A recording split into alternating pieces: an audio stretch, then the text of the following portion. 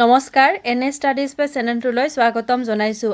আজি আমি এইটো ভিডিঅ'ত ক্লাছ 8ৰ ইংৰাজীৰ lesson 4 Doksori learns about the panchayat আলোচনা কৰিম। ইয়াতে তোমালোকক কিতাপত দিয়া যিমানখিনি কোৱেশ্চন আছে গোটেইখিনি আলোচনা কৰিম আৰু তোমালোকক বুজাই দিম। তোমালোকে ভিডিঅ'টো শেষলৈকে চাই যাবা। চেপ্টাৰটোৰ নামটো হৈছে Doksori learns about the panchayat, মানে ডক্সৰীয়ে পঞ্চায়তৰ বিষয়ে কি কৰিলে শিকিলে। ইয়াত ফাৰ্ষ্ট কৈছে এক্টিভিটিজ দিছে তোমালোকক কিছুমান। ইয়াতে মানে ছাইডত এটা শব্দ দিছে আৰু এইটো ছাইডত শব্দবিলাকৰ মিনিং দিছে। তোমালোকক মানে এইটো কি কৰিব দিছে, মিলাব দিছে। তো এইটোৰ এনচাৰটো মই এনেকৈ লিখি দিছোঁ, তোমালোকে নিজৰ মানে কলম দি বা কাঠ পেঞ্চিল দি মিলাই ল'বা, কিতাপত মিলাই ল'বা, নহ'লে নিজৰ নোট বহীত লিখি ল'বা। ফাৰ্ষ্ট ইনষ্টিটিউশ্যন মানে অৰ্গেনাইজেশ্যন অৰ ছ'চাইটি, মানে কিবা এটা বস্তু অৰ্গেনাইজেশ্যন, বহুবিলাক মানুহ একেলগ হৈ কিবা এটা মানে সমাজ বা কিবা গঠন কৰিলে এইটো কি কয়, ইনষ্টিটিউশ্যন। তাৰপিছত ইলেকশ্যন মানে তোমালোকে জানা the exercise through which we vote for new leaders, মানে যোনটো পদ্ধতিৰ জৰিয়তে আমি কি কৰোঁ, ভোট প্ৰদান কৰোঁ। চিনচিয়াৰিটি মানে ডিভ'শ্যন টু এ পাৰ্পছ, মানে কিবা এটা বস্তুত আমি ভালকৈ মনোযোগ দি ডেইলি কাম কৰা যে এইটোৱে।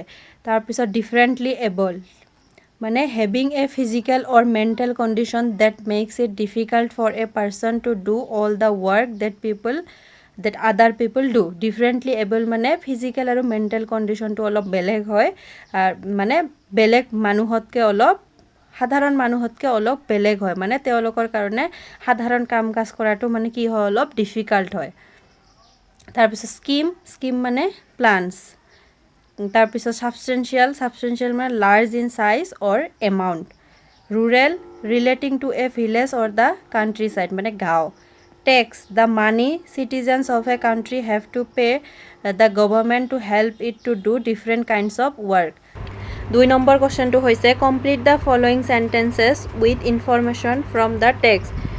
তোমালোকৰ আগৰ যোনটো এক্টিভিটি আছিল এইটো পৰীক্ষাৰ কাৰণে ইম্পৰ্টেণ্ট নহয়, কিন্তু তোমালোকে এইবিলাক বস্তু ফিউচাৰত ভাল ইংলিছ জনাৰ কাৰণে, নিজে এনচাৰ লিখাৰ কাৰণে এই শব্দবিলাকৰ অৰ্থ জনাটো বহুত দৰকাৰ, মানে ইংলিছ শিকাৰ কাৰণে। সেইকাৰণে তোমালোকে মুখস্থ কৰি ল'বা, যিহেতু এতিয়া টাইমো আছে। এতিয়া আমি 2 নম্বৰটো পঢ়োঁ। ডক্সৰী ষ্টাডিজ ইন ক্লাছ, ডক্সৰীয়ে কোন ক্লাছত পঢ়িছিল, ক্লাছ 8। এইটো 8 লিখিবা, নাইবা এইটো 8 লিখিবা, যোনটো ভাল লাগে সেইটোৱে লিখিবা। তাৰপিছত the name of her school is, তাৰ স্কুলৰ নাম কি আছিল, তাৰ স্কুলৰ নাম আছিল দিচাংমুখ জনজাতি হাইস্কুল। দিচাংমুখ জনজাতি হাইস্কুল তাৰ স্কুলৰ নাম আছিল। তাৰপিছত হাৰ ফাদাৰ্ছ নেইম ইজ, তাইৰ দেউতাকৰ নাম কি আছিল, কংকে মিলি আছিল তাইৰ দেউতাকৰ নাম। তাৰপিছত হি ৱৰ্কছ ইন দ্য, কংকে মিলিয়ে ক'ত কাম কৰিছিল, ইন দ্য পঞ্চায়ত অফিচ, পঞ্চায়তৰ অফিচত কাম কৰিছিল। Doksori goes to school on, ডক্সৰীয়ে ক'ত উঠি স্কুলত গৈছিল, ডক্সৰী স্কুল গৈছিল বাই বাইচাইকেল দি স্কুললৈ গৈছিল। She loves the ride because, তাই ফুৰিবলৈ গৈ কিয় ভাল পাইছিল, she loves the ride because she gets to know', এইটো এছটো নহ'ব, she gets to know' new things every day, তাই সদায় মানে প্ৰত্যেক দিনে নতুন বস্তু শিকিবলৈ বা জানিব পাইছিল, নতুন কথা জানিব পাইছিল। তাৰপিছত to contest the panchayat election one has to be, কিমান বছৰ মানে ইয়াৰ্ছ অল্ড, কিমান বছৰ বয়স হ'ব লাগে। To contest the panchayat election one has to be done above 21 years old, above 21 এইখিনি লিখিবা ইয়াতে, মানে 21 বছৰতকৈ বেছি হ'ব লাগে। তাৰপিছত এতিয়া 3 নম্বৰ answer the following questions to understand the text better. এইখিনি অলপ এটা দুটা লাইন বেছি হ'ব, কিন্তু ইজি হয়, তোমালোকে পাৰিবা। What was the meaning of panchayat long egg', পঞ্চায়তৰ অৰ্থ কি আছিল বহু বছৰ আগত, মানে পূৰ্বতে। The meaning of panchayat is A system, এটা প্ৰথা আছিল, অফ গভাৰ্নেন্স মানে মানুহক চলোৱা এটা প্ৰথা আছিল, বাই 5 elderly men, 5জন বয়সীয়া মানুহে মানুহক চলোৱা এটা প্ৰথা আছিল। আৰু এইটো কি বুলি কোৱা হৈছিল, 5 গ্ৰামীণ প্ৰমুখ বুলি কোৱা হৈছিল। তাৰপিছত what is the meaning of panchayat now, বৰ্তমান পঞ্চায়তৰ কি meaning. Nowadays anyone who is above 21 can contest panchayat election, এতিয়া anyone যিকোনো মানুহ হু ইজ এবভ, যাৰ 21 বছৰতকৈ বেছি বয়স কি কৰিব পাৰে, কণ্টেষ্ট পঞ্চায়ত ইলেকশ্যনত কণ্টেষ্ট কৰিব পাৰে। Panchayat means a body that is responsible for the development of village. পঞ্চায়ত হৈছে এনেকুৱা এটা বডি বা সংস্থা যিয়ে কি কৰিব লাগে, মানে মানুহৰ দায়বদ্ধ, কিহত দায়বদ্ধ, গাঁৱৰ ভিলেজৰ উন্নতি কৰাৰ কাৰণে। The panchayat is a very important institution for social change, আৰু এই পঞ্চায়তটো এটা ইম্পৰ্টেণ্ট ইনষ্টিটিউশ্যন হয়, সংস্থা হয়, কি কৰাৰ কাৰণে, সমাজৰ পৰিৱৰ্তন কৰাৰ কাৰণে।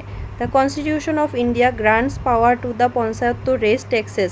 আমাৰ ভাৰতীয় সংবিধানে পঞ্চায়তক কি পাৱাৰ দিছে, টু ৰেইজ টেক্সেছ, মানে টেক্স ল'বলৈ। তাৰপিছত প্লেন ডেভেলপমেণ্ট স্কিম, আৰু বিভিন্ন উন্নয়নমূলক আঁচনি প্লেন কৰিবলৈ। And work for local development, আৰু লোকেল ডেভেলপমেণ্টৰ কাৰণে কাম কৰিবলৈ কৈছে। তাৰপিছত what kind of work is done by panchayat, পঞ্চায়তে কেনেধৰণৰ কাম কৰে।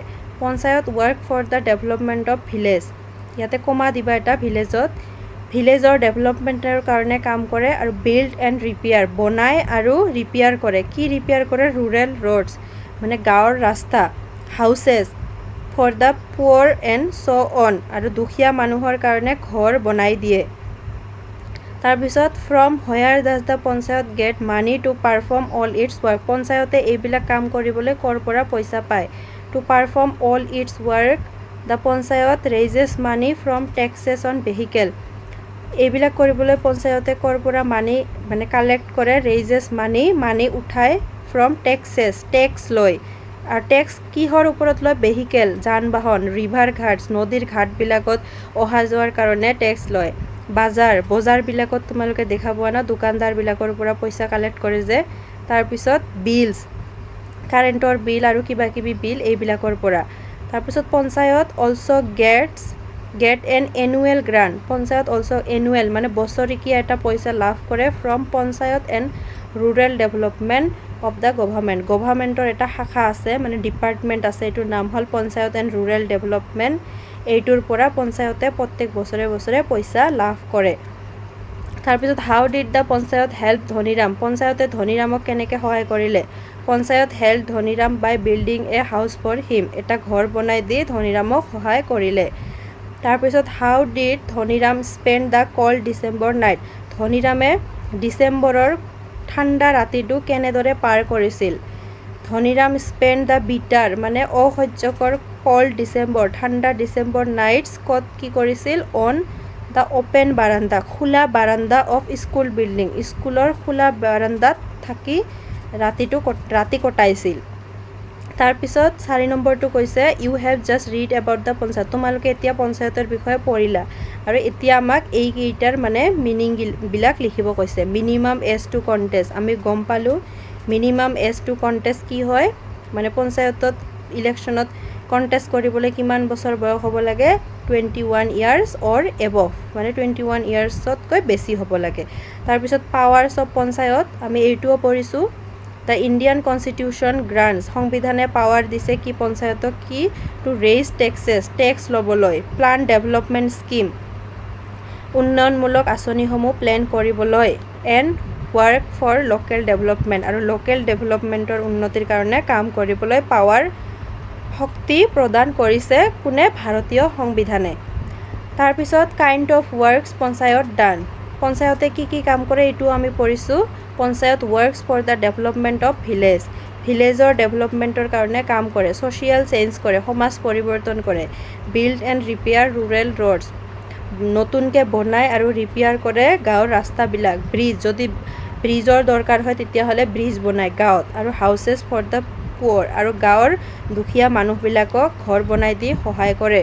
আৰু পঞ্চায়তে মানি ক'ৰ পৰা পায়, পইচাৰ উৎস কি হয়, the panchayat raises a little money from টেক্সৰ পৰা অকণমান মানি পায়, কিহত on vehicles, river ghats, bazaars, bills etc, এইটো তোমালোকে আগতে পঢ়িছা এইকেইটা গোটেইকেইটাই। They also' grant money get on annual grant, কি হয়, এনুৱেল গ্ৰাণ্ট পায়, বছৰেকীয়া এটা পইচা পায়, from the panchayat and rural development department of the government, এটা বছৰেকীয়া পইচা পায় এই চৰকাৰৰ পৰা, আৰু এইটোত লৈ পঞ্চায়তে কাম কাজখিনি কৰে। আশা কৰোঁ তোমালোকে এই পঞ্চায়তৰ মানে ছিষ্টেমটো বুজি পালা আৰু প্লিজ চেনেলটো ছাবস্ক্ৰাইব কৰি ল'বা। Thank U.